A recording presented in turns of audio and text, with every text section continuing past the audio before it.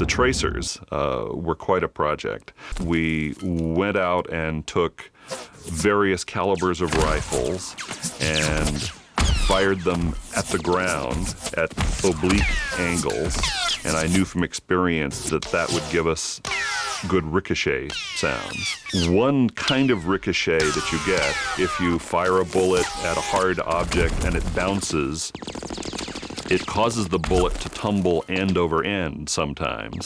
And as it tumbles end over end, it makes a kind of whistling sound.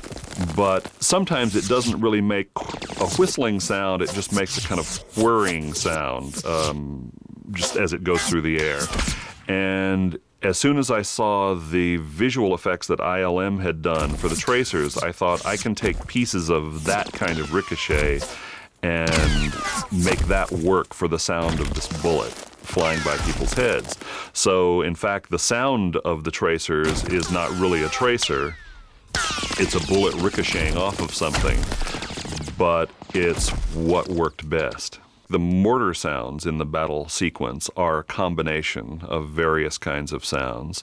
Some of those sounds are actual mortars. Some are other kinds of bombs. We also blew up cans of gasoline. Very often when you're doing the sound for a film, you find that the actual thing that's on camera doesn't make the kind of sound that you need it to make. Because when you start doing sound design for movies, you quickly learn that it's the emotional or dramatic content of a sound that's the most important thing, not always the authentic, literal object that you're filming. And so you have to sort of divorce yourself from the literal in a way and just listen to sounds in kind of an unbiased way and think, how does that sound make me feel? And so though we certainly had lots of recordings in our library already of mortars landing, we decided that they just weren't powerful enough or evocative enough, and so we sweetened those with lots of other sounds that more or less relate to things exploding, blowing up, fire, etc., but many of them had nothing to do with mortars, and quite a few of them we recorded at Skywalker Ranch. We have what's called FOLEY, which is essentially human movement sounds. That is the sound of the soldiers' feet on the jungle floor, the sound of their gear rattling and squeaking as they carry it and as they hit the dirt, etc. The sounds of their guns, handling the guns, that is, not the guns firing, that's a whole other category. But all of the handling of the guns, the cocking of the guns, etc. is handled by FOLEY. And finally, it's completely convincing that you're hearing somebody move and handle this gun and you believe that it's the actor. There's no what we call production sound in the Vietnam battle sequence. Production sound is the sound that's recorded on the set while the cameras are rolling. And so in a sequence like that, it's pretty typical to have to replace all of the sound in post-production, and that's exactly what we did with the battle scene. All of the dialogue in the battle sequence in Vietnam is what we call ADR, automated dialogue replacement. It's the actors coming in after the film has been shot and redoing their lines. In this case, because the technical quality of the recordings that were made on the set wasn't acceptable for us. One of the things that you begin to notice here, actually, I think it's subconscious, but Bob's choice to not ever show the enemy. I think it's something that Bob is very aware of, is how to keep the intimacy of the point of view of a scene so that you actually stay with the characters and you don't go outside of whatever that space is that they would be perceiving. The Vietnam battle sequence in Gump was a dream for me to work on for several reasons. First, because of the way Bob decided to shoot and stage the scene. As you look at that scene and that sequence, you notice that it's shot in an unconventional way. Instead of beginning with a fairly wide establishing shot so you see the large area where this battle is about to take place or is taking place, you begin very close to the soldiers. And as the battle begins, you get even closer to them. And in fact, the camera is down on the ground with the American soldiers. That swung the door wide open for me, because what it meant was the audience has the same point of view as the American soldiers do. You don't see the enemy that's firing at them. You see exactly what they see, and you hear exactly what they hear. And so that gave me the latitude to put in the sounds of bullets flying over their heads, which we wouldn't have been able to do if the scene had been shot more conventionally with typical wide shots, medium shots, etc., because there's no way in most of those shots we would have been in a place where we could have heard those bullets whizzing over our heads. You know, we had the famous, infamous Dale Dye as our military consultant. You know, I asked him what would happen, you know, in Vietnam when you were involved in these firefights, and he said it was just mass confusion. He said that's all. What guys are just screaming and there's stuff flying, nobody, and it's just confusion. And I said, well, that's what we have to do. And then the only other thing I did was I wanted it to only be from Forrest's point of view. So in other words, you never cut to the VC line and wait. You know, it's just like you just see muzzle flashes of their weapons and things like that. It's just all about these guys who just stepped into hell.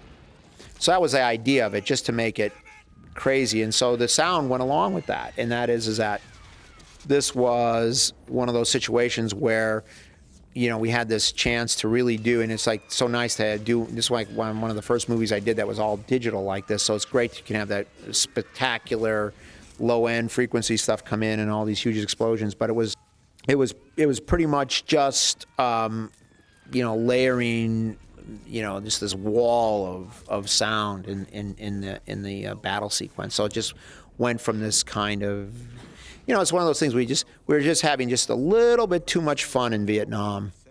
So it was time to, like, you know, bring in the ugliness, and it worked pretty great. The rain in the film is a combination of manufactured rain that we created and actual rain. Forrest says that it rained all the time in Vietnam, and in fact there's a sequence where you see it raining harder and harder and harder.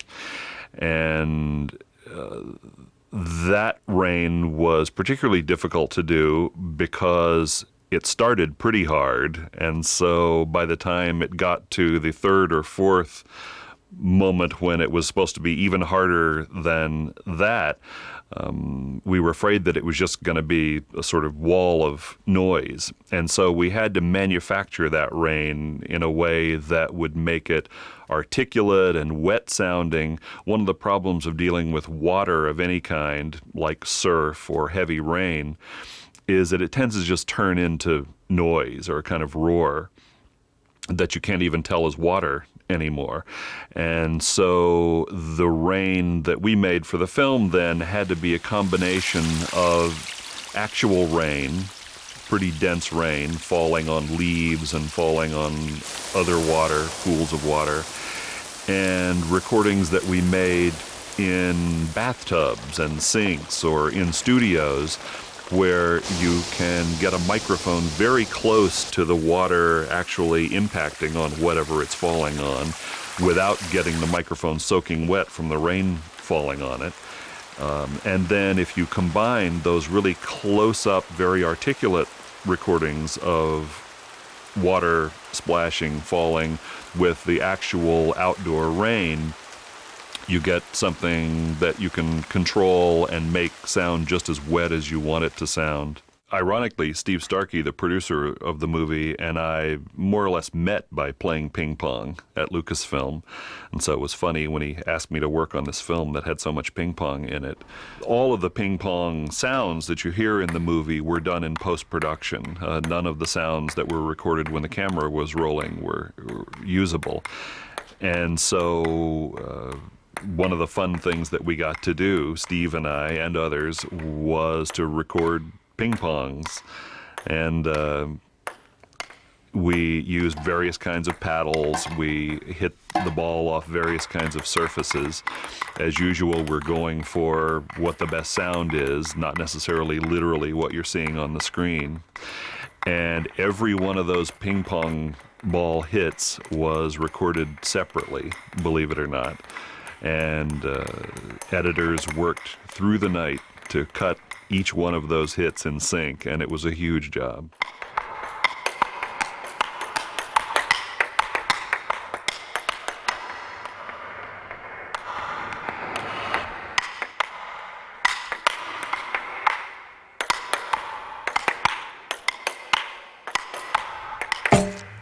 There's a scene in Gump where Forrest is running from a group of young neighborhood bullies, and Forrest has braces on. He's not very good at running. Just like in A Nightmare, things begin to slow down for him, and though he tries to run faster, he actually feels like he's running slower, and so Bob Zemeckis decided to slow down the visual imagery there, to go into slow motion. So we see the bicycle wheels of the bullies that are chasing him going slower, and that is a great opportunity for sound, because anytime that you're in that kind of subjective point of view space emotionally and dramatically, it gives us, the sound people, a lot of latitude to play with the sound and to really use the sound the way you would use music. And so we can then slow down the wheels turning of the bicycle,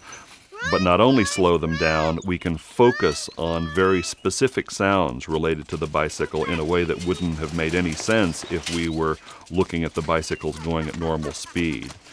So we put playing cards on so that they would drag across the spokes of a bicycle, and recorded that in slower and slower motion.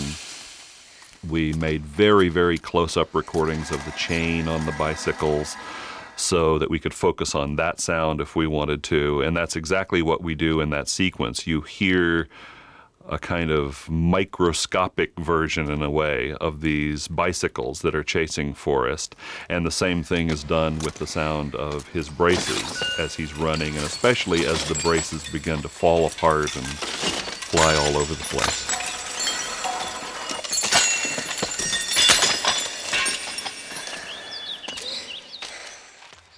The sound of the people in the stadiums for the football games in Gump were a big project for us, too. We knew that we'd need to go out and make lots of little expeditions to record crowds, and so we went to football games, college football games, professional football games, etc., did lots of recordings, and most importantly, recorded the crowds, the football crowds, from lots of perspectives. We knew that we would need some recordings that sounded like you're hearing 50,000 people yelling at the same time.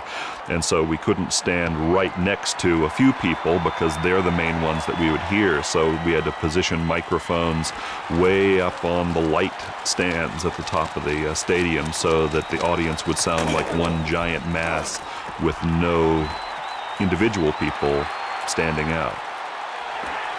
We also needed very close-up responses from people, because there are shots, obviously, where we look like we're 5 or 6 feet from individuals, and so we recorded those both in stadium situations and as another part of the replacing of the dialogue, the ADR that we did.